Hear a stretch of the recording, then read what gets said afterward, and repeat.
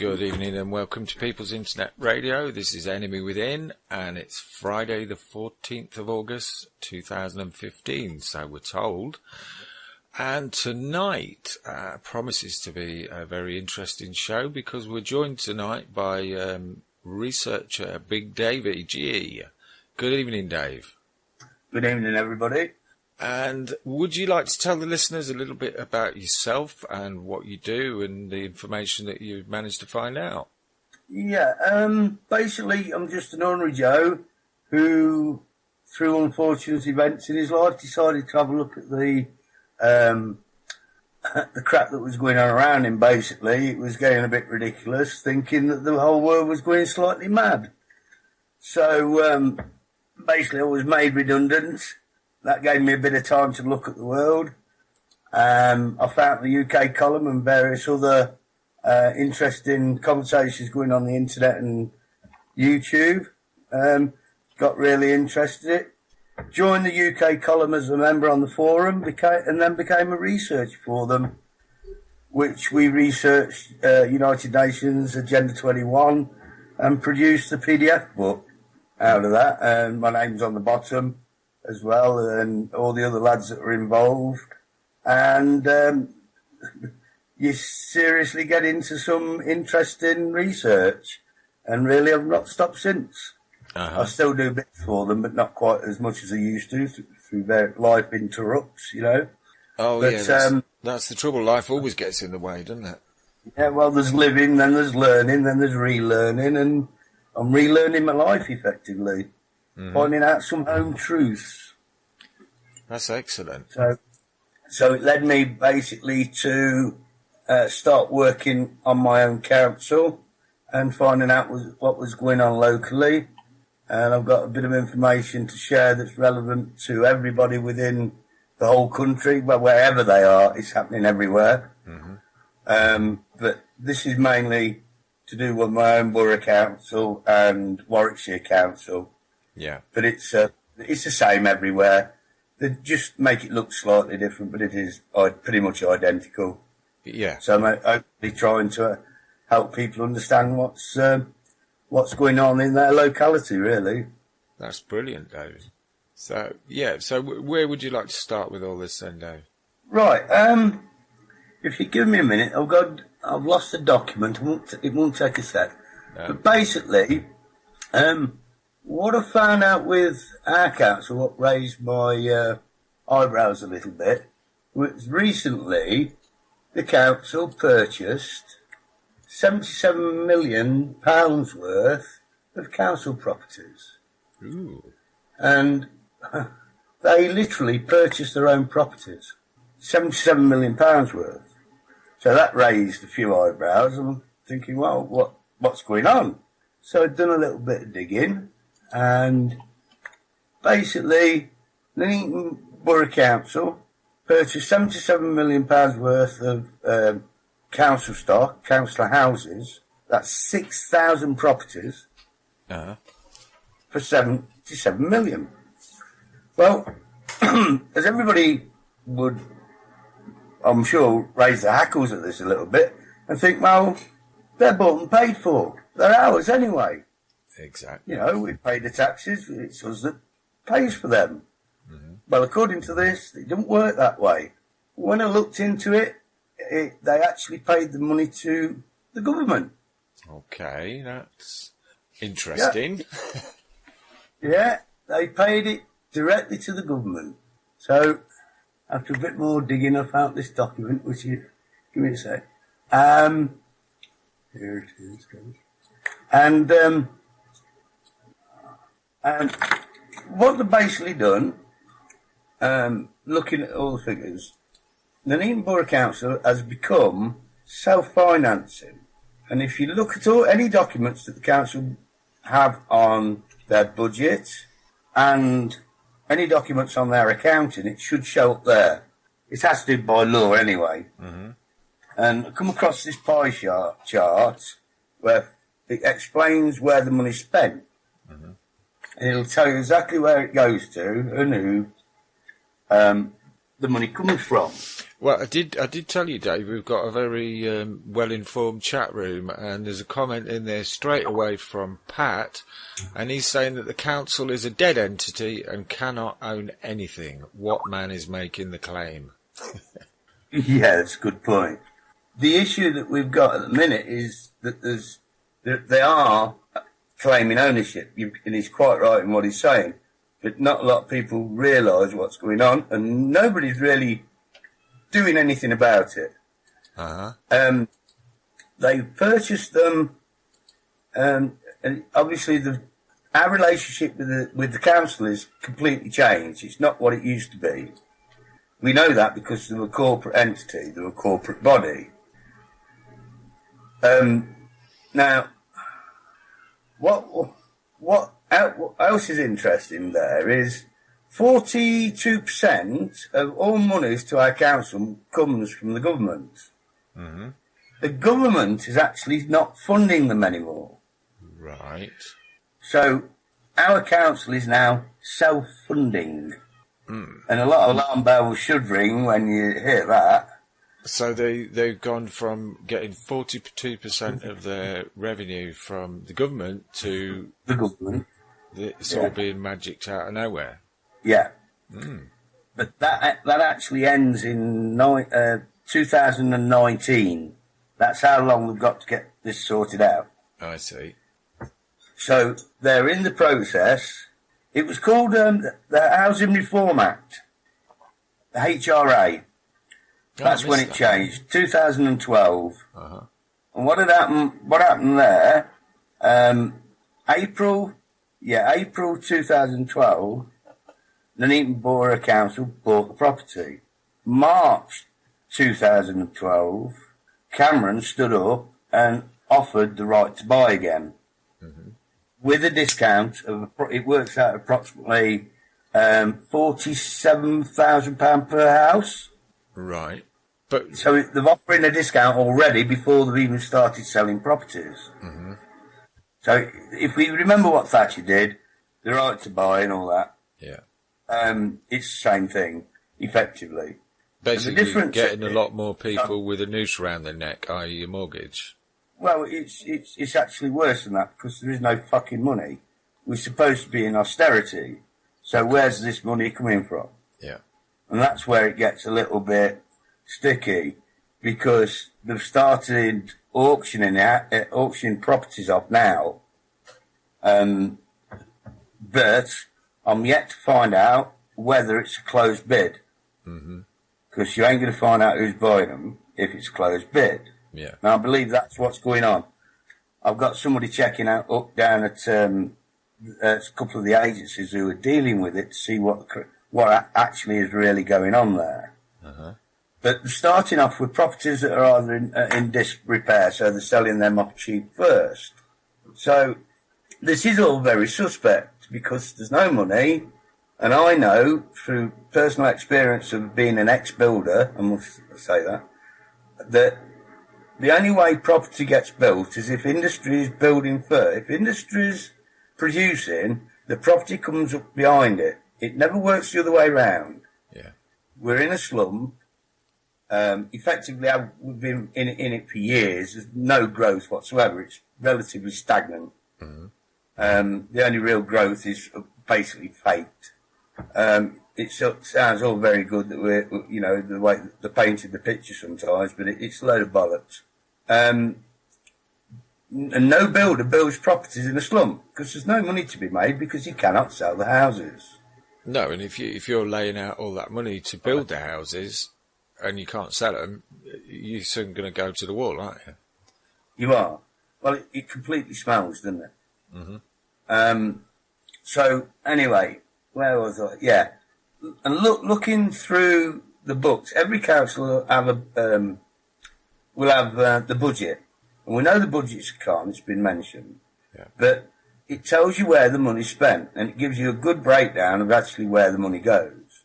And then when you look at the total figures in their accounting and make comparisons, you can see that a lot of the money is wasted on non-entities, effectively, and especially Agenda 21 projects. Mm-hmm. anything with green on it, anything with anything to do with the community, Sustainable. is basically. Sorry? Sustainable, that's another one of theirs, isn't Anything it? with sustainable, yeah, that's another good one, is basically fraudulent, because it's a waste. It's just a way of moving money around. That's my claim. I'm going to stick with it, because I believe that is 100% true. Mm-hmm. But when you see the figures that they allocate to them, £1 million here, £1 million there, you've got to prick, you prick your eyes and nose up, don't you? It's something that really does smell. Of course, yeah. So, and then what they're implementing besides, and the money that they're spending directly within the council, and how they've re-evaluating, they've already selling off part of the council house. Well, it don't belong to them. The profit goes back into the council, and you don't know where the money's going to be spent. So let me just get this straight, Dave. That the council are buying all these properties, yet the money still ends up with the council that they've paid to buy these properties. Yeah. Mm. Yeah, exactly. But it makes it even worse when you think about it, that they're using our money and they didn't even ask us whether they could do it or not. So they're actually saying it's got nothing to do with you, because they are now officially can do whatever they want, because they've been told they've got to become self-financing. Mm-hmm. This acts a little bit of the Icelandic thing, when all the councils were pleading poverty until the Icelandic banks went belly up, and then, we've lost millions. Hang on, where'd you get that from? Yeah, well, they're still doing it. Yeah. They're still doing it. They're still investing, and they're still not telling the public exactly what's going on. Because they don't need to, do they? Because they've got to self-fund. What was it? The chicanery that's going on, to find any information and make any sense of it, they spread it about within several different documents. Uh-huh. You cannot make sense of it unless you know where you go, because these are all, they look like they've all supposedly meant for internal use only. But when I looked, a lot of them didn't make sense, because you'd expect a reference point there somewhere to another document. So they're desanitising it or editing out all the connections to the other PDFs. You'll get a reference and a PDF number and possibly a link and a brief description of where that piece of information actually come from, because otherwise it makes no sense. Uh-huh. So it's split up between at least 3 PDFs. So you have to read at least 3 of them to understand one section of the budget, is a good point. Yeah. The budget, you read the budget and you go, well, that section didn't make any sense, and it looks as though it just ends when it shouldn't. And you go, you have to blink, and I'm going, okay. So I had to read at least 3, possibly 4, maybe more actually, to make any sense of what's actually going on within one document. Right.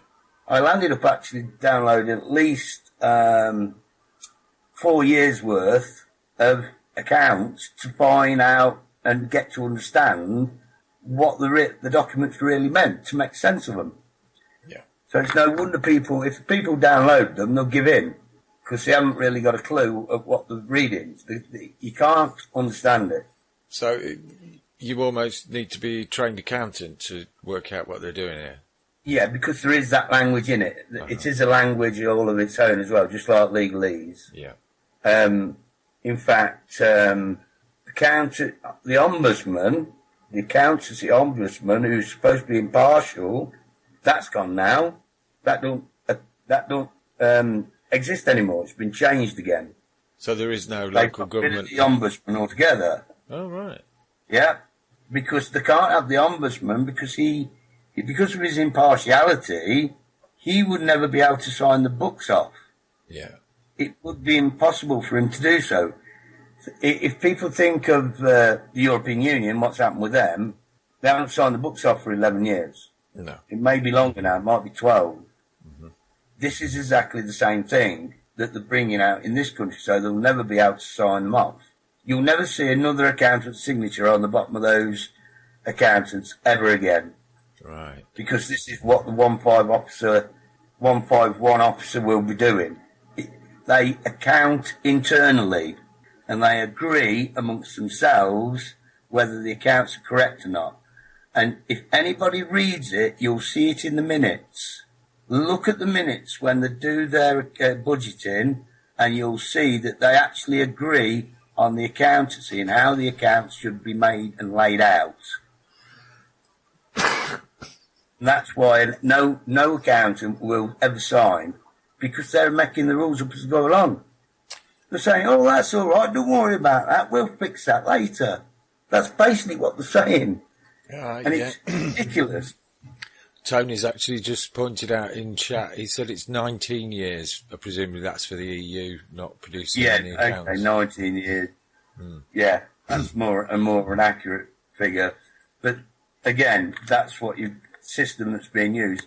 And what the 151 officer actually does is self-regulate. He self-regulates internally, but they also have standardised the procedure, so that can be helpful to us because it's going to be the same everywhere. Yeah. It's literally a procedure that they follow, a model or mode, whatever you want to call it. It's the method that all councils and all government departments will use. Yeah. So self-regulatory, that basically... It's self-regulating. To me, that means they make it up as they go along. Yeah. Yeah. Yeah, that's right. And they've got to do whatever they can to get the basically balance the book so that they can pay themselves effectively. It's to ensure that they get their wages paid by hook or by crook. Yeah. But they're up to other little tricks as well, because anything that costs them money will either get an increase, whether it be housing, whether it be the cost of the parks, they've got to cut that budget. Renegotiating every contract to save as much money as they can. I think the highest increase was about 4%, and that was covered on the council houses, 3% for extra rent increase on the market. And our market is one of the oldest in the country. So I think it's about 350 years old. And the stall holders, again, nobody really knows this. It's not really known locally what actually happened. But when that increase happened, the stall holders stormed the council house. They stormed the council house because they were driving the market stall holders out of business. Yeah, I understand. And if you look at the fact that officially, they literally own most of the properties in the town centre itself. Their logic that they're applying is that because it costs them money to run the market, they're going to make their life as difficult as possible, get as much money out of them as they can, drive them out, close the market down, in the hope that people will buy or rent the properties that on the council's books. Yeah. That's their logic. They literally want to close, because to them it's a saving. If they could say, if it costs £1,000 or 1,200 quid a day when the markets are on, to them that's loss. Yeah. So and I had a word with a market stall holder who verified that, and he said that's what they want to do. They want to shut the market down because they want to fill the shops up. Right. But our rates and rent the highest in the Midlands. They won't drop the prices down, so they're not going to get people to fill the shops. Right. But if going back to that pie chart, an interesting point about it was if you've got 42%, if you're a business and you've got 42% of your business suddenly disappears, you'll go bankrupt. Yeah. I believe that's effectively what they've done. They're effectively saying, right, we're not funding this anymore. Effectively, you're bankrupt because you wouldn't be able to run without it. Now you've got to sort your own finances out. Now you're self-regulating or self-financing. And this is effectively the equivalent of a fire sale. Yeah. To make this business work. This is what every business does when they're in trouble. They sell assets. They liquidise their assets. Yeah, this is a liquidation. Isn't that known these days as asset stripping, Dave? Well, it is. It's asset stripping. And it's normally when you get a takeover. Boom. Yeah. Well, what I can never understand about this asset stripping business is, I mean, I've run small businesses and they pretty much operate on the same lines as big businesses, or should do. And if you sell all your assets, you might show increased turnover, probably even a profit that year. But if you got rid of all your assets and laid off all your staff, you're knackered for making a profit in the future, surely. I believe that's the intention. Mm-hmm. Yeah. That's your whole fire sale, because like you say, it doesn't make any sense whatsoever. If you look at it as a business proposition, it doesn't make any sense, like you say. To parcel it up this way, the way they're doing, will lead to a natural collapse. Yeah. But I think this is part of it. Excuse me. This is hard to prove, but 77 million, nobody can find out where that's... I don't know of anybody who can actually find where that's going to go. But as we know with Gordon Bowden's work, as an example, straight into a shell, and then when the fire sale continues, they're the people who are going to end up buying it. They're going to end up selling it to the buddies. Yeah. Now that makes perfect sense, because if you've got money to spare, when you're in business, you buy assets, don't you? Of course. So this is a way, and they always say property is good investment regardless. Yeah. That's why a lot of people leave houses empty for years, because they know overall it's still it'll make money. It's still profits, like having money in the bank. It's there. Mm-hmm. It generally, especially since Thatcher, turned the home into a house where it's a profit-making concern, which it effectively is. Because of the rising cost of housing. Yeah. That's what she actually did when she implemented it. She turned your house into a full-blown business, including the house itself. So, people were making money buying and selling houses. It was a business. Yeah, so the house becomes a business at the same time. Yeah, I've been in the ridiculous position of working full-time as a truck driver. I thought I was earning a reasonable wage, not brilliant, but I was actually making more out of the appreciation and the value of my house than I was making in wages. It just makes no sense. No, absolutely. None at all.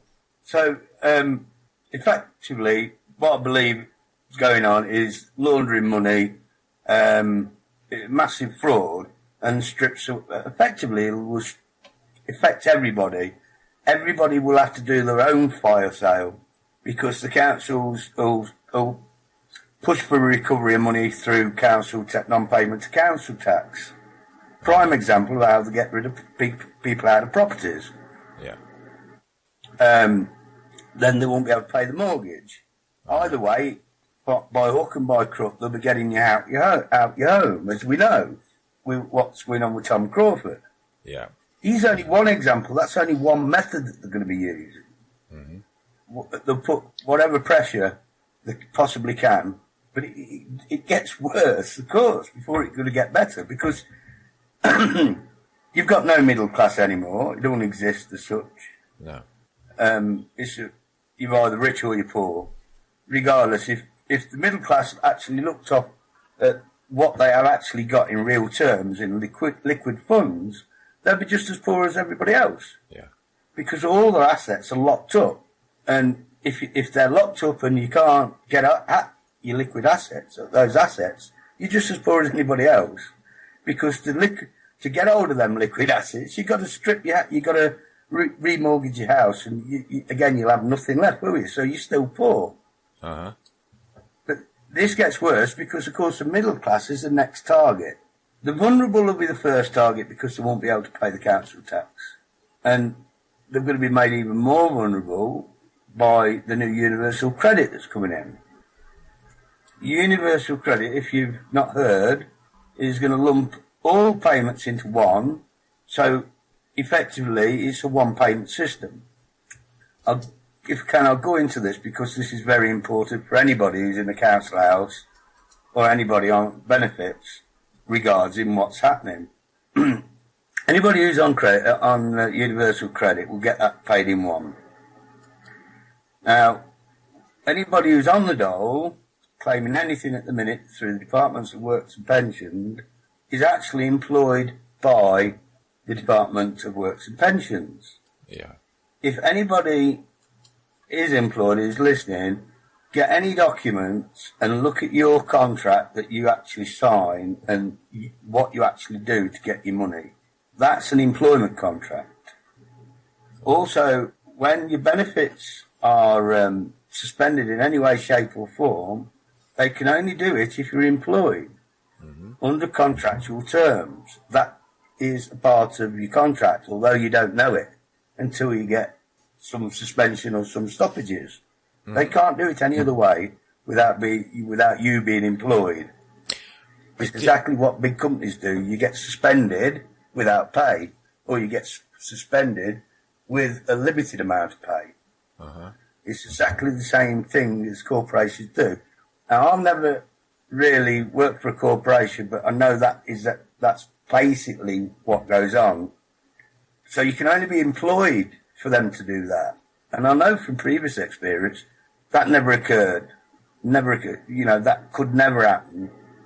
But what this does, if you're employed by the Departments of Works and Pensions at the moment, and this new transition through Universal Credit puts that into one, the new employer is, and I've had this sort of loosely verified by somebody at the Department of Works and Pensions, but I'm pretty sure your new employer becomes your council. Right. So what actually happens then, the council take hold of the Universal Credit and they make the payment, but the Departments of Works and Pension still deals with the day-to-day running of the office, shall we say. So you'll still go and sign on, but the payee of your wages will be directly through the council. It can't be verified at the minute because the Department of Works and Pension, the people who work there don't even know yet. Yet they're getting everybody prepared by putting all the Universal Credit signs, and people are being put on Universal Credit, which is the new any new signees, any new customers are actually being put on Universal Credit. Right.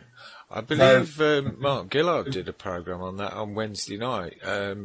We were actually having a chat about what we're going to talk about tonight, so I actually missed that and haven't managed to catch up yet, but that sounds like I'll have to get caught up on that one. Okay, cool. Now, of course, if you think of the structure that's at play and their ability to suspend or dock your money in any way, shape or form, they call it sanctions, don't they? Yeah. Now, the worst case scenario is if you can't afford to make a payment, i.e. to your council tax, because anybody who's on dole has to pay something nowadays towards council tax. Now, if the council could change the rules and then turn around and say, well, you've got to pay more council tax, which invariably they will do, I'm pretty sure of that, and you can't pay because you're on low income, it gives them the ability to dock it directly out your wages, you see, just like the Department of Works and Pensions do. Yes, but one thing that has occurred to me about that is I saw a video, I think it was done by Robert Sproul, who is certainly addressing some of these issues, and he was saying that under the 1992 Social Security Act, your inverted commas benefits are classed as inalienable. And that's right, that's correct. I've read the same thing. But if you think of when that came out, do you actually think that anybody has got away with using that? Because it's not, if that's not well known, but then again, it's never stopped these people, because they're private corporations, they make the rules as to go. So it isn't as though these rules apply to them. They're no longer a part of the government, are they? No. The government don't give them any money anymore. They're independent. Yeah. They make their own rules up, so they don't need to apply that act. So, you know, it becomes a waste of time. Yeah. You're either a part of the government or you're not. You can't be half in and half out, can you? Oh, well, you can actually, but that works slightly differently. But again, you know, it's all very confusing. A good instance of that, a council is supposedly public. It's actually a public body. Yeah. Not a private nor corporate body. You got a corporate entity, non-profit. That's where they moved it. That's where it was. Yeah. It was corporate body, but non-profit making. It implied that every bit of money that came into the council was spent for the benefit of the public. So technically, if they rolled in any money back, except say a fire fund, just in case of emergencies, or you know, covering wages, normally it'd be covering wages. Then every other ounce of money would be spent within the public sphere. Yeah. And they were not allowed to deal with anything other than public bodies. So it'll be public businesses, private businesses, public businesses that are owned by people. They couldn't deal with corporations, because that's where the two cross. Private corporations, best example, PLCs, public. You got public limited companies and private limited companies. They're all PLCs. So the difference being, and Rob B does cover this, if you see a PLC, you don't know whether it's public or private. No. Until you delve into it. If it is public, it's supposed to be written on the headings, public limited company. Public limited companies, you should know everything about them. They're transparent. That's why you can deal with them. That's why the councils could deal with them. That was the main difference. Councils are not supposed to deal with private entities at all, because private entities are allowed to keep secrets, because they're private. Just like you are, or should be. You're a private entity working in the public domain. Yeah. In other words, when you're outside working with the public, there's no secrets. It's a shared identity. They know who you are.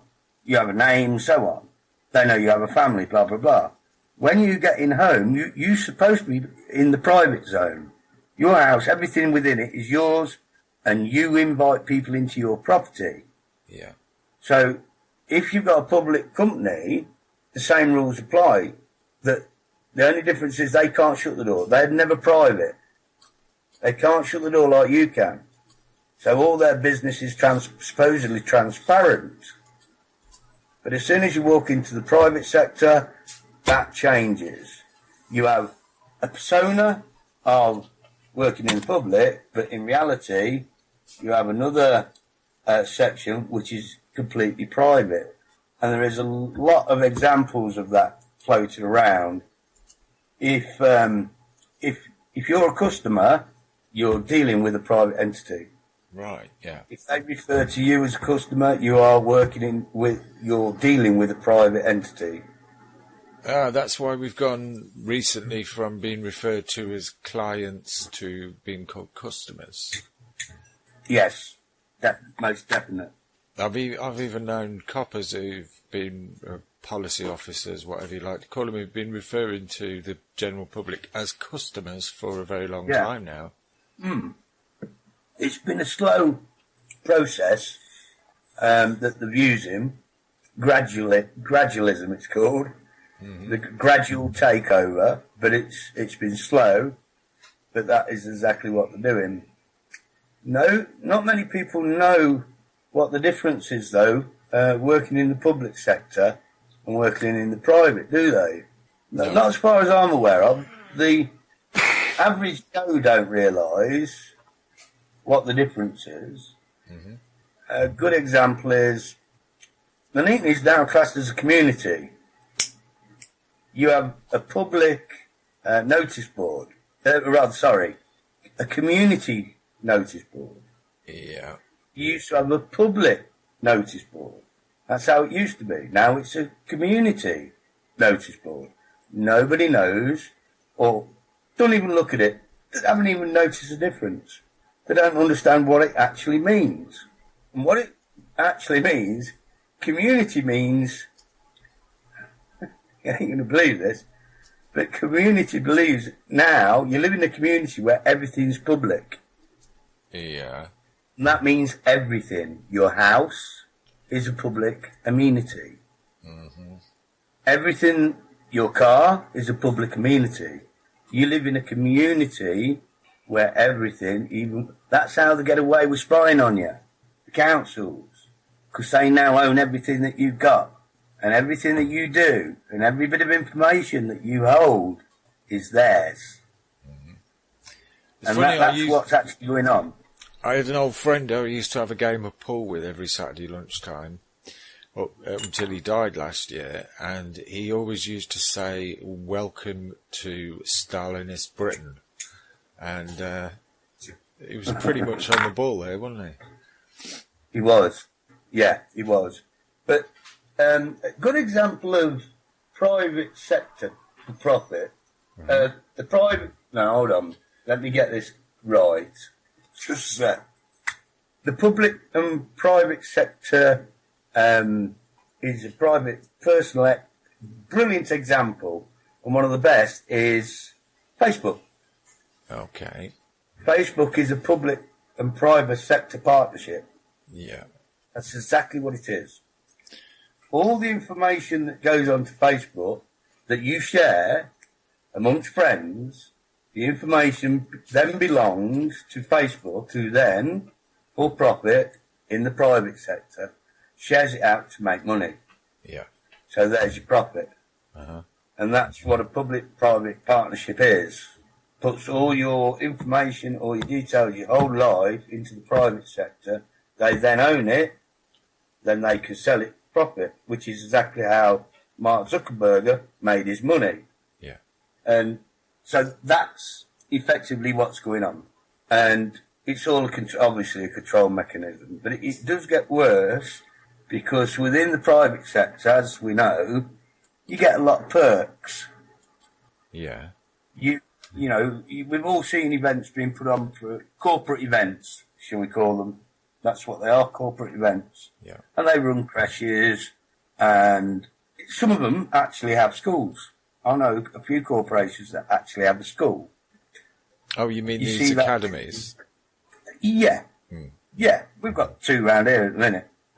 Now, the issue there, of course, is we know it's wrong, but effectively what's happening with our council, they're doing the same thing, but they're operating in the schools. Uh-huh. So what they're actually doing, as we know, 3-year-olds are going to school soon, the council is effectively taking your school kids and educating them. Under this corporate structure, these are the benefits, because we're working for the council, these are going to be the benefits that the council will provide. So the kids are being basically educated at school to be good slaves. Mm-hmm. Yeah. I worked for, a few years ago, I worked for an American subsidiary, actually, in England. I trained as a salesman for them, and it was high pressure sales. Uh-huh. And they got us singing, their corporate song in the office one morning. Oh, yeah. And I went, yeah, righto, bye, I'm out of here. And I did. I just got my stuff, walked straight out, because I understood what it was. Yeah. Now, this is the sort of thing that's going on within the education system all over, because they've actually, effectively got a section being given over to the United Nations and their buddies to make money. So you've got to be a good slave to keep you in there, haven't you? Absolutely. Yeah. You've got to be brainwashed or programmed, or whichever you want to use, to be a good little slave. But it's happening in everywhere, every council, every county, every shire, every village. It's all the same. We have a group called the Play Rangers, and I think I have talked about this previous to you, haven't I? Yes, yeah, you did mention it. Yeah. They organise fun events for kids during the holidays. Well, I'll tell you what, Dave. Yeah. You've put out some great information so far, and I was just thinking that would be an ideal time to bring in the first of your songs that you lined up for us. Okay. And just before I do that, I've got somebody just messaged me and said, say hi to Dave. It's Frags. He's just got in from his big day at Halifax, and he wanted to say hi. So, welcome back to Enemy Within, and we're on peoplesinternetradio.com, where we are seeking solutions. And I'll just take a minute to point out that we are entirely supported by listener donations. So if you like what we're doing, please take time to pop over to the website, and just underneath the player button there's a donate button. And if you could spare a few of your local currency, whatever that happens to be, chuck it in there. That'll help us keep going and help keep putting this information out. And I've also spotted in chat there, we've got, it's gone up the page, but here we are. Martin Farrell, Let's Talk Live. He's on straight after us at 9 o'clock. And we will have the wonderful Charles Chuck Ocelli and the equally wonderful Graham Hart to be discussing a wide range of subjects from around the world, issues that affect us and will affect us in the future. Tune in from 9 to 11 live on PIR. And funny enough, that's going to be a nice little break for me, because at 11 I'm back in the room with, on the dark side of the room, with Unique Lee. So it's going to be a busy old night for us. But right now we're seeking solutions with Dave. Are you still there, Dave? Yep. Yeah, I'm here. Okay. Yeah, can you hear? Yeah. You were talking about some of the insidious operations that are going on with children now. Oh, yeah. Yeah, with the Play Rangers. Mm-hmm. Oh, they're definitely insidious. Unfortunately, I never got a copy of the poster that they put out on the A-board where I first seen them, but I could describe it anyway. Mm-hmm. What they basically done, they built a big park area, pretty much brand new. I think it's a year and a half old. Done a good job of it, and this year, it's the first time I've noticed it, but this year the Play Rangers appear. And as we were walking by, I noticed the A-board, and on the A-board, they've got some basic rules, you know, nothing that you could really pick on as such, but other than, you know, just basic behaviour issues. But underneath it, diagonally from left to right, it said must. Then underneath, horizontally, it had got have fun. And of course, I pricked up my ears straight away, and I had a closer inspection. I thought, you know, what the hell's all this about? And unfortunately, I was going to an appointment, so I left it till I come back, and it was still there, and all these women and children were going, and it didn't click at first, and then I gave it a bit of thought. I thought, well, I'm going to investigate this further. So I went down again, and I took my camera. No, I didn't take my camera. Again, I was rushing. I forgot my camera like a fool. And, but this time I bumped into a few ladies and mentioned the sign. I said, you know, what's that all about? What's must doing on a sign? And the way it's all wrote out. I says, have a look yourself. I think it's really a bit disturbing, that. And unbeknownst to me, one of the ladies who I spoke to turned out to be a bloody employer of the council. And I thought, I walked round and I seen her standing right by this vehicle, and she looked me straight in the eyes and just smiled. But she'd moved the sign out of the way. She'd moved the sign so it weren't visible from the path. So you tipped her off inadvertently, yeah. Inadvertently, yeah, I tipped her off. Thought, right. So I thought, well, I'll see what I can do about this. And I went back, got my camera, come back down, and as you do, because you've got to be very careful around kids. Uh-huh. You know, you got a camera on you, and you've got to be really careful. Yeah. And I was taking I actually ended up taking some good photos while I was down there of the wildlife, you know. So I'd done a bit of wildlife photography. Harmless enough, isn't it, you know? Then when I come round the corner, because there's a big pathway that runs round, and I walk round over a bridge, come a different direction, so I could face the front of where this vehicle was parked. And they'd only put this ruddy, great big gazebo up with sides on, right in front of the vehicle. The vehicle's got a side-loading door, so it was parked in, slightly skew with, just off the path, with this great big gazebo with sides on it, so you couldn't see anything. So this woman knew exactly what she was doing, and she was keeping it private. That's my take on what I saw, because that only happened as soon as I brought the subject up, and you know, this woman then decided we better keep it private. So and for the benefit of the listeners, what exactly do you think they were up to, Dave? Well, this is conditioning, isn't it? And it's predictive programming is being used, I believe. Yeah.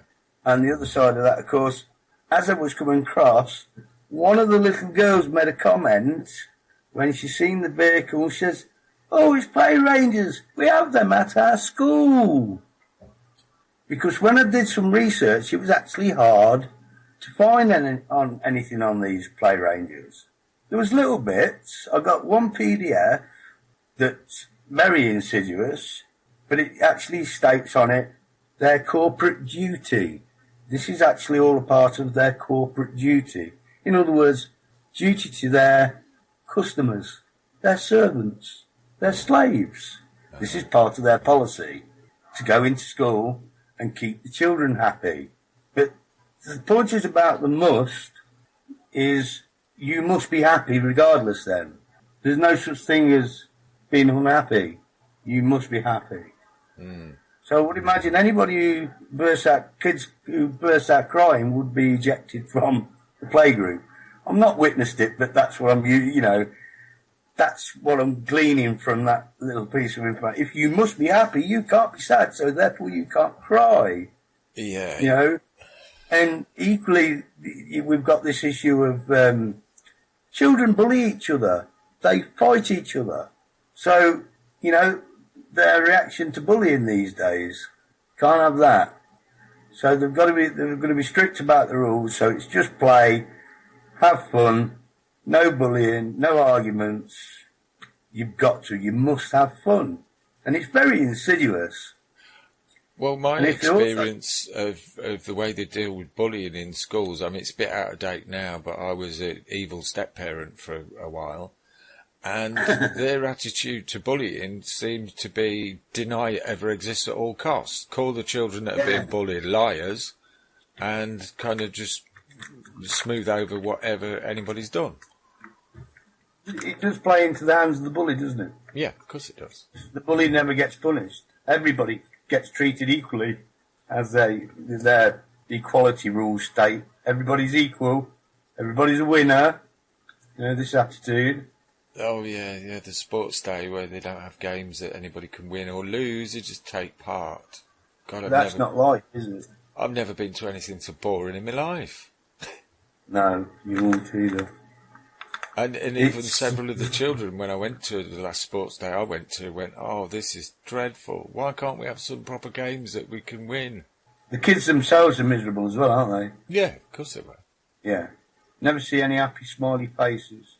They've just got to perform like dogs in a circus. Yeah. Animals in a circus, really. That's what they're being done. That's what's happening to them. That's exactly what's happening to the kids. Well, they're being prepared for the hamster. Being prepared for the hamster wheel at an early age, aren't they? Yeah, that's right. Yeah, that's right. And also, we'll have nobody unhappy here. Oh no. Nobody miserable in paradise, you know. No. That's the feeling I get from it, and I don't think I'm far off from it. I'm sure you've made a good judgment on that there, yeah. So they're all deeply embedded at the schools. But at the same time, we've got their corporate structures. They're now providing what they deem necessary for this society, this community to work, but they act in the private, and everything they do will be in the private. So if getting information from them is next to impossible, because they act in the private. Or can't tell you that's private. It's private. Everything's private. Acting in the community, everything within the community belongs to the community. So if Nuneaton is now, like stated earlier, if Nuneaton is now a community, then eventually there is a point where they can demand the use of your car and your house, which is communitarianism, of course. Yeah. You literally will not have any privacy because they own all the privacy. They're literally robbing you of your private rights. They're swapping it over. The corporate entity, the council, becomes private, and you become completely public, including your house. There's no barriers anymore. There's just two: public and private. They have the private, you're the public, and you're their customers. They own all your information. That's why they can hack your phone and do what they do. That's why they can limit the amount of information from FOI request and deny you the request, because that is actually private. It's got nothing to do with you anymore, whereas it did previous, where it was a public office, where everything was transparent. Allegedly. So now they're able to control the information that goes to and from you and the public. You and them in the private, and us in the community public sector. So good luck with anybody who's trying to find out any information, especially if they've already tantamount to a corporate body, because I was lucky that I managed to get the corporate charter, got it out of the council house. The woman got a right rollicking for doing it because it was 340 pages long. And she printed, bless her, because she knows she's a public servant, she printed it off for me. And because I wanted it to cost them money, because I could have got it off the internet, but I thought, no, I'm going to go down and get this directly from the horse's mouth, or at least try. Yeah. While I was there, this is how they're working. While I was there, the lady started printing it off, and then she got a phone call about a couple of minutes after she started the printer going, because it's all networked up and they know exactly what goes on in those printers. Plus, there's cameras everywhere, absolutely everywhere. Oh yeah. And she got the phone call, and they actually asked her what she was doing, who I was, and she explained that I'd come down to ask for this charter, and I hadn't got no internet connection. I'd got no other means of getting it. So bless her, she printed it off. She'd done what she should do, you know. But then I got the corporate thug, the security guy. But luckily, he's not quite corporatised just yet. Because bless him, he come out with a bag. He said, would you like a bag to carry that home in? And I thought, brilliant, it's not quite been fully corporatised, because otherwise I would have probably been kicked out without that, because it's in the private. It's not been fully sanitised yet, from what I can look at, and the council house has not been fully sanitised either, because there's a lot of people still with a bit of common sense and understand what their duties are. But I can't see them lasting very long, and this gets rolled out fully, because they'll be gone, and then you just get your corporate thugs manning the information desk and the security door. So more than likely, if you'd have left it a little while longer to go and get this council charter, you would have been told, oh no, that's none of your business, nothing to do with you. I'm tempted to go again and see what happens this time, see what how it's changed, you know, to see whether I can wheedle it out of them again.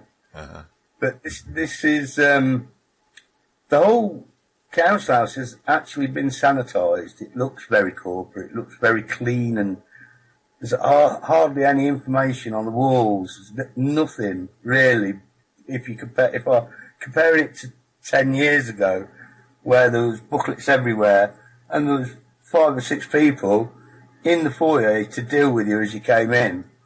There's only 1 or 2 now. Next to no booklets. There's no signs up there either to tell you where anything is. Mm-hmm. So they're literally sanitising it, and you have to go and ask where a particular section is. And then basically they can refuse to tell you, can't they? You can't go and look for it. There's no boards, no directions, nothing. No office numbers, nothing. Yeah. So they're already sanitising the area, and I wouldn't be surprised if you're going to have to get appointments at some point, which a lot of them you actually do have. Really? Wow. But it gets worse because they're fully computerising. So the lad I spoke to, they've introduced in a new IT system, clearly to bring in the universal credits, but they're actually using it for the workforce as well. So they'll have a desk and what they call a station, apparently. So I'm not aware of the terminology that's being used within corporates, but I have heard of it. But he's saying that they're going to have a workstation, and you log on to the workstation, you get your work from that workstation printed off, and then you go and do your job. Uh-huh. So they're eventually getting rid of more staff. Yeah. So they've modernised it to such a degree, it's near as damn it going to be fully computerised, and nobody going to be there. Somebody did say, sorry, that word station, Dave. It just popped into my head. Does that not fit in with what Rob B was talking about? In that when departments, you get in ministries are replaced by departments. And now you're getting this station. Is that not another military term that's been brought in because we're... Yeah. Where are you stationed? Yeah. I'm stationed in Yugoslavia. Uh-huh. Yeah. That is your place of work, isn't it? In a military sense. Yeah. So, yeah, you're right. It is militarised. And the executive departments as well, isn't it? It's all the same thing. Yes, it's the totalitarian two-step, as I call it. Yeah, it is definitely. But at the same time, there is ways and means to get these out. If we are actually, say, for argument's sake, shareholders can vote the executive off out their positions. I believe so, yeah. So technically, it needs a little bit of work to find out if that's actually true, and I'll read through the documentation to see if there's anything in there. I doubt it, because if that is the case, they won't let you know, will they? Oh, of course you can do that. They won't inform you that that's the case. There's several good points. There's quite a few of the councillors resigned because of what was going on. So we've got a lot of the good people on the outside that we can replace. We could actually use them to replace the ones in the council, so the council still could be run. Yeah. Because the good ones are being sacked. They sack the good ones, put the bad ones in, but we can land up dealing with that because they're in the public, they're in the outside, within the community, so they could be replaced, can't they? And we could trim all the fat off, and we'll revert back to the traditional form of council, working for the people again, collecting the rubbish and maintaining the town. That's all they need to do. Mm-hmm. So if they're spending 2/3 towards supporting the UN, basically the United Nations Agenda 21, through the education and the green policies and so on, sustainability, then, we could cut 2/3 off the rates, can't we? 2/3 off the council tax. Mm-hmm. We get a lot of happy people in the meeting if that was the case, and it would, I believe, would stem the flow as well if we could do it, because these are not quite fully corporatised yet. Yeah. So we've got a chance to stop it. Well, something that has been brought up by a previous Enemy Within guest, Paul Webster, I believe it was, he did say that when you look at the council tax legislation, a dwelling is defined as a non-domestic property. So the council tax, along with all other utilities, don't actually apply to private individuals. They only apply to corporations. Of course. Or businesses. Yes. Not just corporations. If you're in business, then it applies to you. Yeah. That is true, yeah. That's very true. But not many people realise that the difference between housing and dwelling and a home. A home is another one. Yes. House is not your home. It's two different entities altogether. Uh-huh. A home is somewhere where you live, and a house is somewhere you do business from. Right. Hence why they can come in and tamper with your meter. That's the way they get you, on the meters. Yeah. A bit of information there. Originally, meters, again, come from corporate entities and businesses. They were first designed for the first furnaces, gas furnaces, for smelting iron and steel. Right. But they were massive. They were really big, huge things. You can imagine the quantity of gas. Yeah, of course. So it started off as a good idea because what they needed to know was how much gas would they need to produce for the population of a town or city. I believe it was started off in London.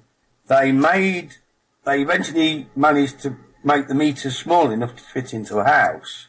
But originally it was just to know the amount of gas. But then some bright spark, i.e. the banks, decided that they should be able to charge people for it. And that's when your house got turned into a business. Because the only way they could do that is if they changed the terminology from a dwelling or a home to a house. Then it became the business. The home, or rather the house, is somewhere you live. It's your home as well, and it's your dwelling. The distinction is capital letters again. The capitalisation of your bill. You're a business. Mm-hmm. You're in commerce now. You didn't know you were, but you are now. Yeah. Everything else before that was a barter. That was private. Yeah. If you were a shopkeeper, you were in the private domain because you were an individual private business, and we'd barter privately between us. That's how business used to be run. Yeah.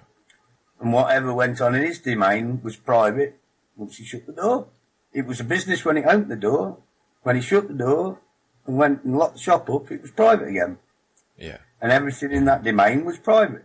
But being a private business as well was equally private. It was got no business for anybody else. None of anybody else's business at all. He was dealing with private people as well, you see. But that changed when we become businesses as well, didn't it? Mm-hmm. Yeah. Suddenly it's commerce. And the company, the actual private enterprise that this guy running his fruit stalls became a business as well. So they changed it all to make it all, everybody, work in the same framework, effectively. So we all became businesses. Taxable. Same for tax. Uh-huh.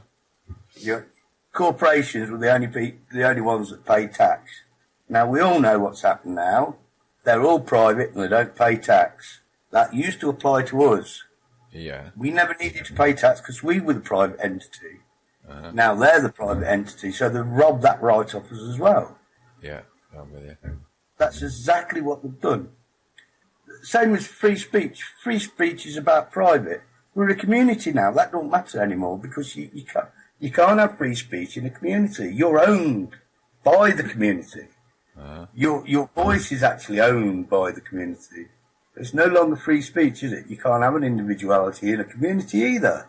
Nothing in the community is owned by you, and you've got a head. And that's the council. And they own everything. They're the ones that make the rules, basically. Mm.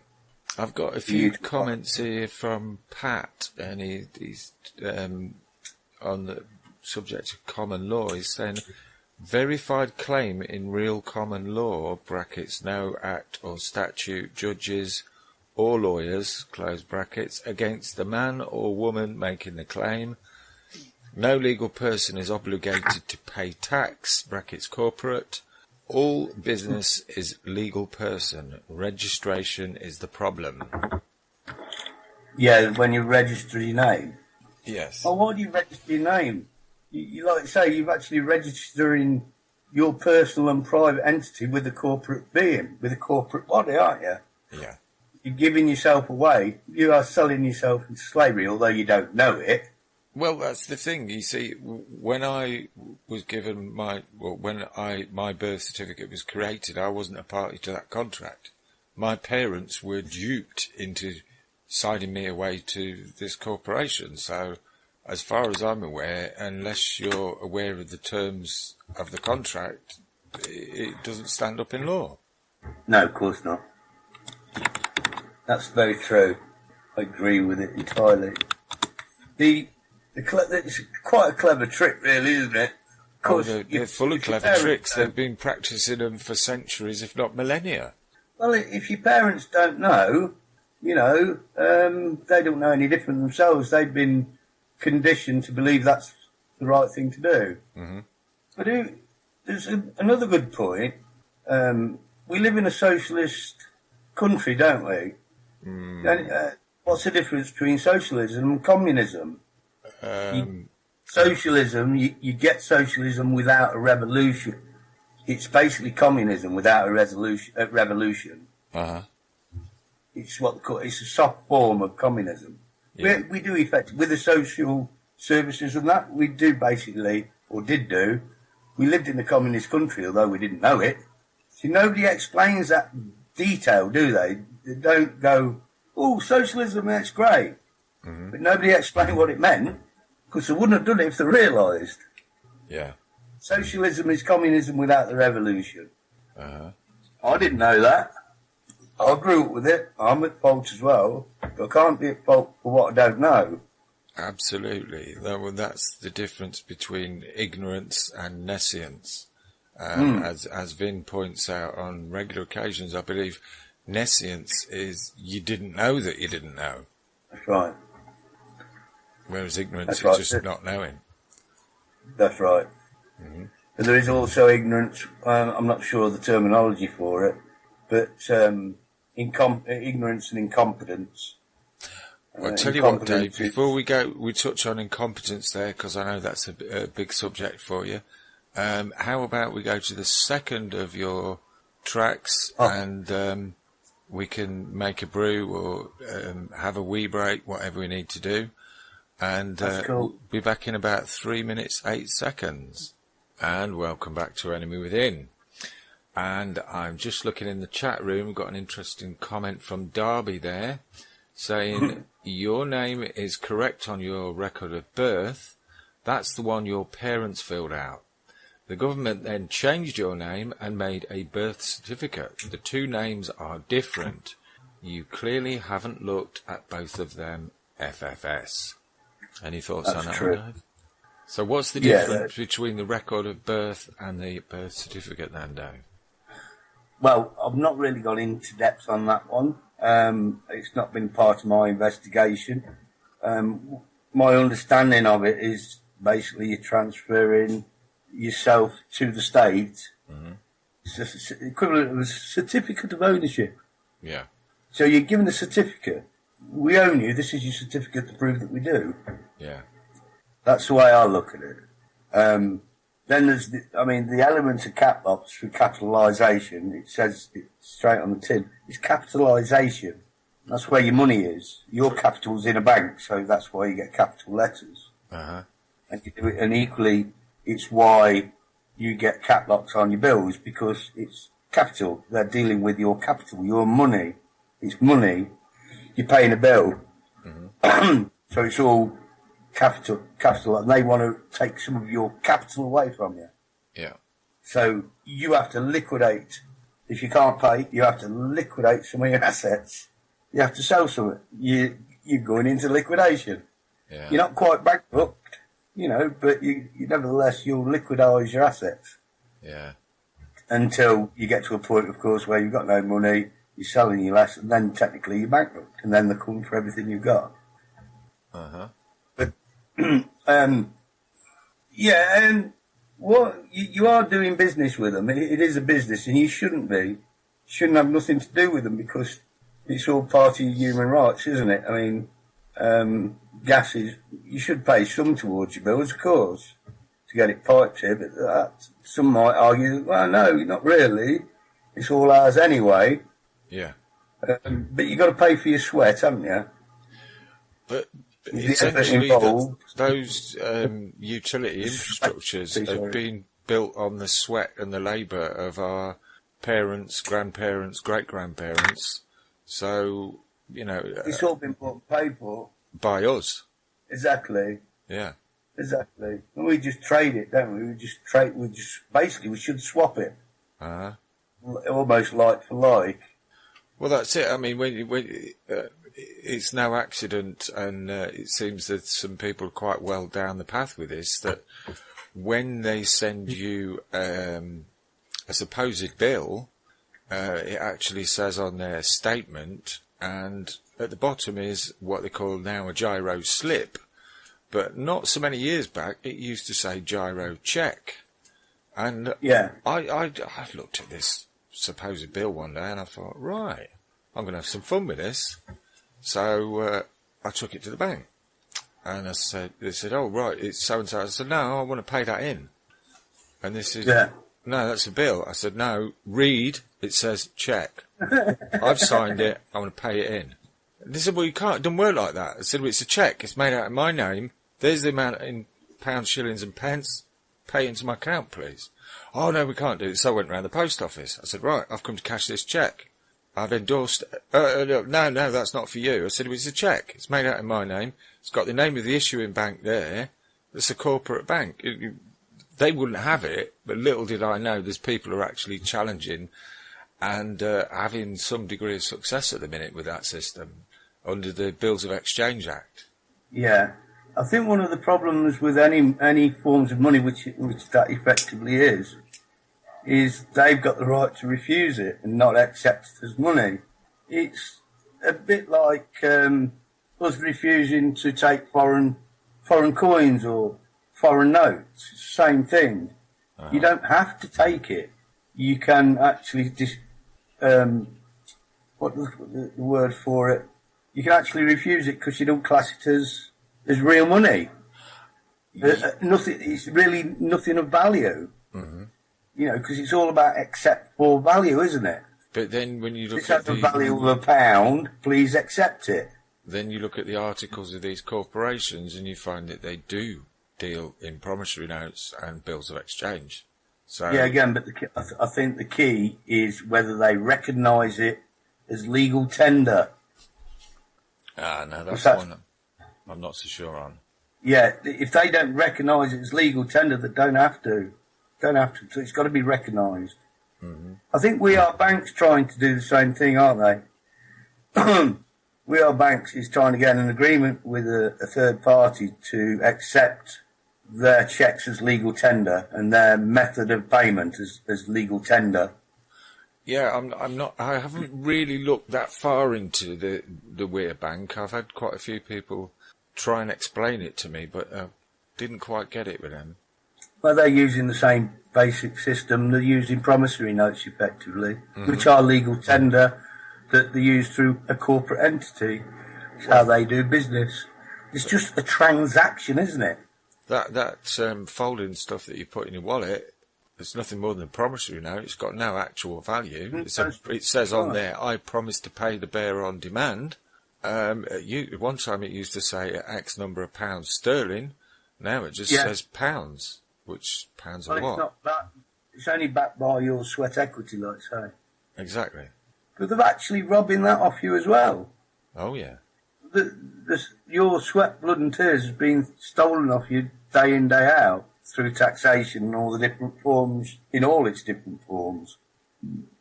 But I said ages ago, until somebody recognises the means of payment as a legal means of payment, that you're not going to get anywhere with a new form of monetary system. Mm-hmm. So this is where We Are Banks doing it, because it's actually very clever. Because once it's recognised by whatever body, legal entity, government, corporation even, or it's accepted for value, it's accepted as forms of payment, then they can exchange it for something of value that other people will accept. Yeah. to exchange for value. We've just got a So comment. it could be anything. It's just got to be something that somebody else recognises as value. We just got. In a technical sense, if we are a bank, whatever form they're using, if they could get somebody to accept it for value and they exchange it, that particular bank, whoever's doing the exchange, could give them pound notes. Yeah. And then they've got legal tender to deal with. And that's what I believe they're trying to do. I get you. And they could give them anything. They could give them gold, they could give them silver, they could give them food, something that can be exchanged for money. It can be goods. The bank could say, we've got 1 million TVs, here, have them. Sell them and you get the money for them. The equivalent value. So that's all it's got to be, equivalent value. So if they exchange £1 million through their form of trade, exchange, then the company can give the equivalent. But if they say, well, we've got 1 million tellies here worth £1 each, you can have them, then it's still accepted for the same value, isn't it? Yeah. You know, if they say they're worth £1, you can have them for the same exchange, then they're quids in again. But they can sell them for profit, can't they?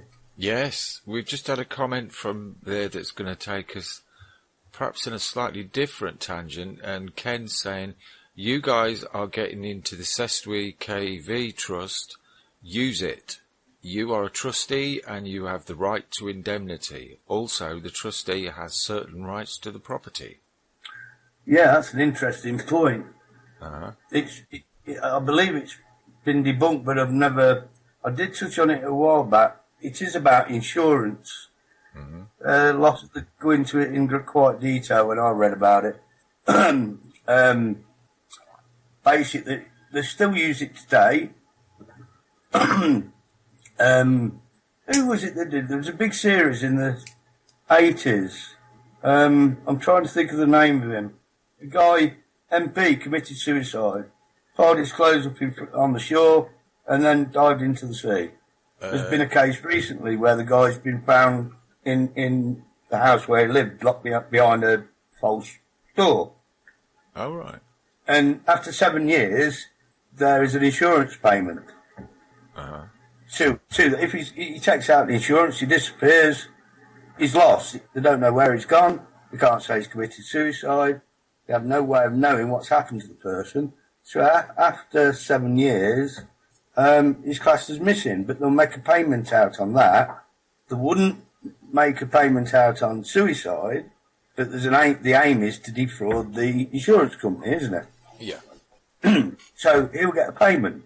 That's the Celeste KV Act that was come out during the fire in London because of the arguments over property.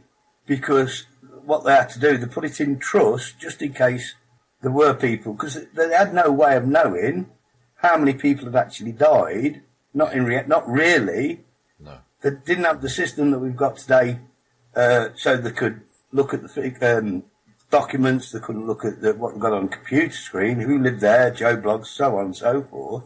Could have been anybody living there, and you could have been anybody making a claim to somebody's property that you have no right to claim for. So that's why they put all the houses into a trust for 7 years, so that people there could have been some that was suffered brain damage, couldn't remember who they were. It gives them a chance to turn up and claim their rights. There was nothing wrong with it. It's, like I say, it's still being used today within the insurance industry. That still stands today. Basically, the classic lost at sea. But that equally stems from our naval past. That's where a lot of this information has come from, because we were a naval country, weren't we? Mm-hmm. We were a seafaring country. There's another question I've got chucked at me here from Skype, and that's our little Fraggle friend. He can't get into the chat room tonight. So he's asking, why a caps button, caps lock on a keyboard? We are served in capital letters, wink, wink. We're capitalised, yeah. I don't know whether there's anything really suspicious about that. That's going into the methods of modality of writing, isn't it? the methods that we actually use to write a letter and how you address it, how you use the cap locks when you're actually writing something. That's a different conversation altogether, and far more complex, I think, than you think. Oh, yeah, yeah. I know language is very interesting, extremely, and Rob does point it out. Learn your bloody language. Exactly, yeah. Because it's the most important thing that you've got. And I was talking to a Greek fellow the other day. See, I talk to everybody, anybody who's got something to say.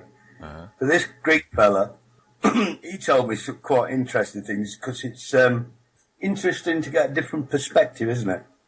Yeah. And he said he's been over here nearly 30 years, and lovely bloke.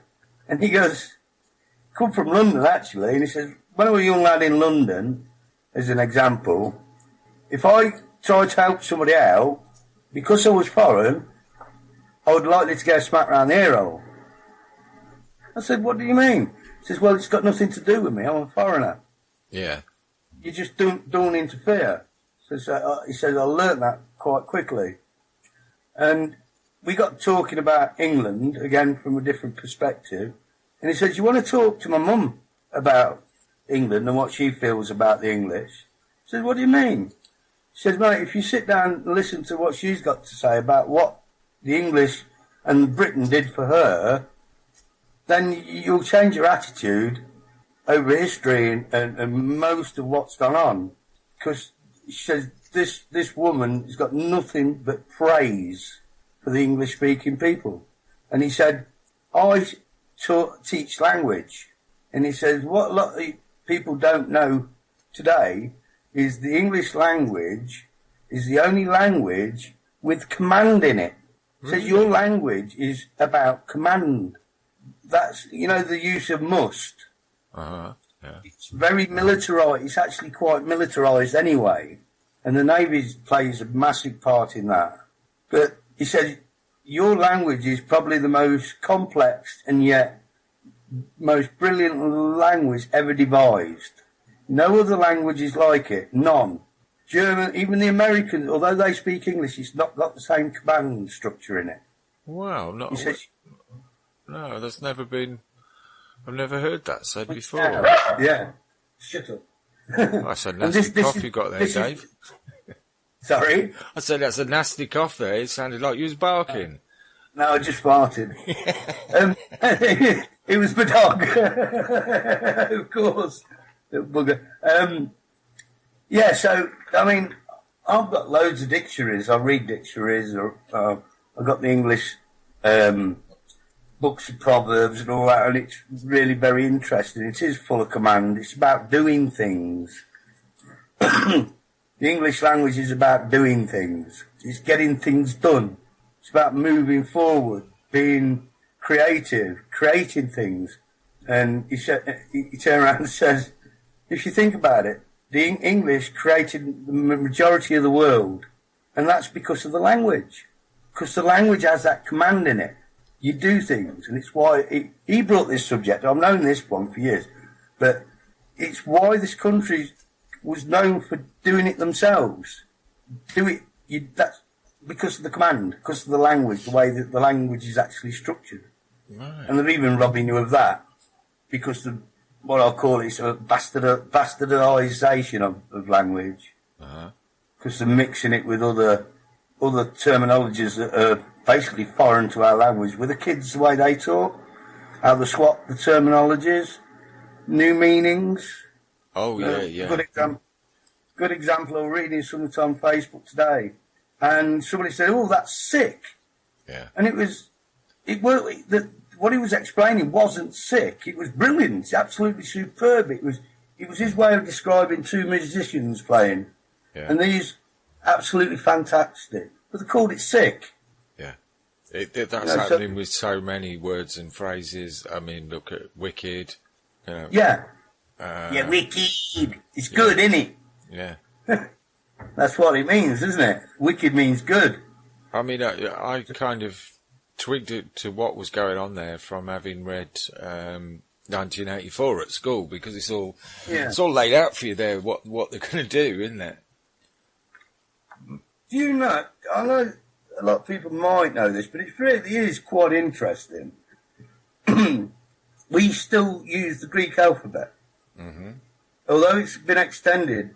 If you look at it, the basics is still there. The Greek alphabet, if you had a look at it and then compared it to ours, you'll see A, B, C, D, E. Yeah. I don't know if F is there. Can't remember, but it's worth having a look at because that's the root of our language.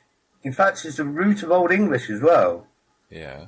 And I was reading the comments a while back talking about languages, because languages is obviously important. It's about understanding the world, isn't it? Yeah. You know, if you don't know the language, you don't understand it. You don't understand the world you're living in. Hence why it's being bastardized. You've got lack of understanding now. We can do anything we want with you. But some guy just threw up a comment saying, "Did you realise that the traditional English language was Greek?" And you go, "Really?" But when you realise that the root of our alphabet is Greek, it makes sense. Yeah. How about that one? But that's interesting, isn't it? I mean, it's like, okay, explain that one. How does that work? And there's a few revisionist historians are saying that the Greek people were white and they're English or British. Yeah, well, British history, when you start looking at it, we had a little discussion about this the other night, and I mentioned Alan Wilson, and I've also read recently that the Britons went over and sacked Rome at one point. Yeah. Which has been completely... You've got to read the history of Constantine, ain't you? Completely expunged from modern history, hasn't it? It was the Gauls and the Druids. Well, the Gauls were the Druids. That is just, I forget whether it was this, it's the Italian word for Druid was Gaul, Gauls. That's, if I remember correctly, don't quote me on that one, but I think I'm pretty much spot on there. So, there's something in it. It was sacked twice, I believe, by us, by the Gauls and the Druids, but apparently it's been acknowledged, it was acknowledged by Caesar that England was the home of the Druid universities. And this is where the Romans sent their kids to school, which mirrors sort of Oxford and Cambridge, doesn't it? Of course it does, where people come from all over the world to go to Oxford and Cambridge. So we've still got a bit of the history there, if only people realise it. But there's more and more come out. I mean, there's some interesting stuff in the history. We've got to remember it. We've got to reclaim it. That's my view. Yeah. It's our history. And it has been. But the Romans did a clever thing with the history of this country. They just basically didn't mention it, and it paints a completely different picture then. Well, you're not going to go to... I think of it this way. If you're going to go to war, you've still got to have the Senate behind you. You've still got to have the public behind you. You're not going to be able to go to war, because they do it the same now. You're not going to be able to go to a war if they knew that we were a peaceful, very well educated and cultured country, would they? There's no reason to go. No, of course. So the picture Rome would paint would be that the barbarians, they eat their children, they sacrifice them. As far as the Romans are then concerned, they need to be cultured, so they need Rome, don't they? So they go to war. Yeah, I mean, one that always makes me laugh is you get politicians spouting these days, "Oh, we are a Christian country." Excuse me. We were a pagan country that was invaded by Romans. There weren't any Christians here before that. Well, history is one of my favourite subjects. But did you know that we had the first churches? England was a Christian country before Rome came. Oh, really? Yeah. In fact, that is actually written, if I remember, I'm trying to think of the name, Nennius, I think it was. When basically the envoys, which were priests and popes came to England to convert us to Christianity, they didn't know what to do because Christianity was already here. I've just seen a great comment from Lee in the chat room. He said, Rome never left. They just had a change, a little bit of PR. Swap the shields for bowler hats and the swords for walking canes. Well, the revisionist historians have been talking about it for quite a while, but people have been missing it. There's been a lot of information out there, but people ain't really noticed it because nobody wants... No, history's boring these days. Not many people watch it. And do you think that's any accident? No. EastEnders? Anybody? Oh. Soaps? Anybody? No, thank you. You know, that's what they've exchanged it for. Yeah. Because it became more popular, that's where the money was. So, it weren't no point in putting good history programmes. They dramatise history now. Uh-huh. Don't tell you anything. It's just drama. But, for instance, the chariot. Everybody thinks the chariot's a Roman invention. Well, it wasn't. It was a British invention. And it was got suspension on it. Some of the finest artwork that's known to man on it. They dug one up a few years ago, and they've done it it was on the TV. Nobody noticed it clearly. Oh, I saw something about that. Yes. When I still used to watch TV. And they dated it, carbon dated it, and everything, and put it smack bang. I think it was 1,000 years, maybe. No, 500 years before Caesar even set foot on here. Wow. And it was the Romans that took that idea back to Rome. Boudica fought the Romans on chariots. That's right, yeah. Bloody great big statue of her at Hyde Park Corner, isn't there? Oh, on a ruddy chariot. Mm. But it weren't the Romans that brought it. No. They make out that it's a Roman chariot. If you look at it, it looks like a Roman chariot. Yeah, well, that's all convenient. It was the Romans that took it back to Rome. Well, time's beaten us, Dave. I mean, you were worried how we were going to fill the 2 hours, but we're nearly up to time for Martin Farrell. So have you got any links or anything you'd like to give out? Or if anyone wants to get hold of you, can you give any information? Yeah, catch me on Skype, Big Davie G. Catch me on Facebook.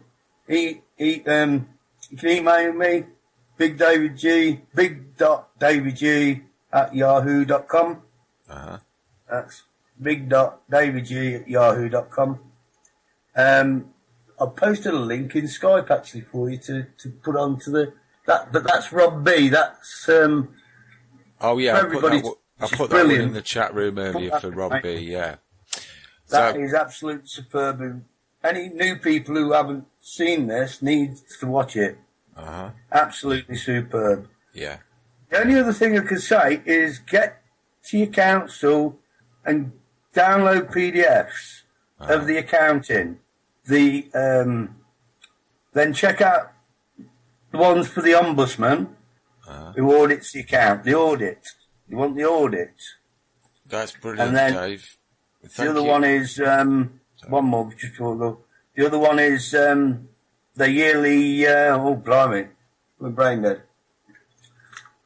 Corporate framework. Excellent. Download the corporate framework. It's brilliant. Right. Thanks ever so much. European Convention of Human Rights is a good one, so anyway. Yeah. Thanks ever so much for joining us, Dave, and I hope you'll be able to come back and join us some point in the future. We're going to play out with an original that's been done specially for us by a certain rock star in the chat room. He'll know who he is. Thanks, folks, for listening to Enemy Within. Stay tuned for Martin Farrell, and check out our Facebook page, enemy_within, and it's at Enemy Within Talk on Twitter, and I'll see you about 11 o'clock when I'm on with Unique Lee. Bye for now, folks. Bye, Dave.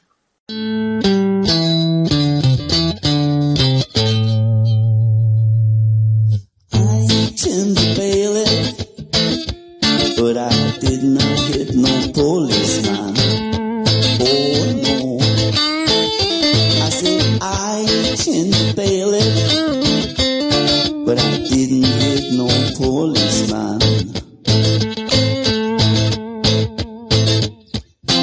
Going up in my garden, they're trying to break the door. They want to steal my possessions, 'cause a banker man, he wants more.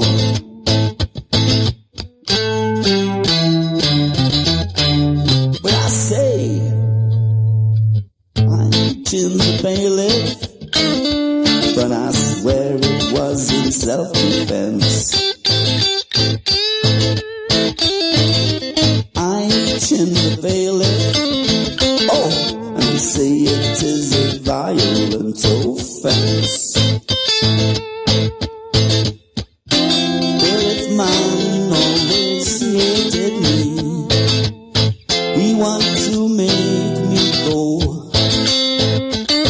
When I ask for the warrant, he just smirks, and then he just say no.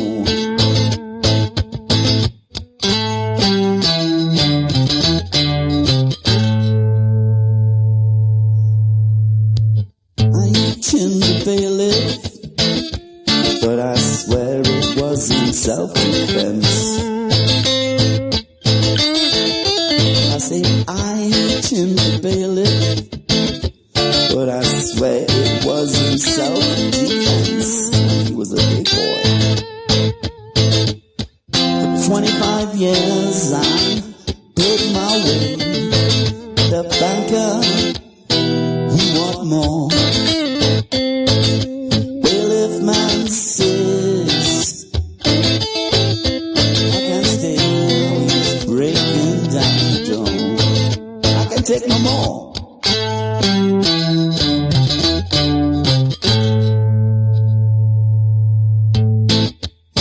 I chinned that bailiff, but I did not hit no policeman.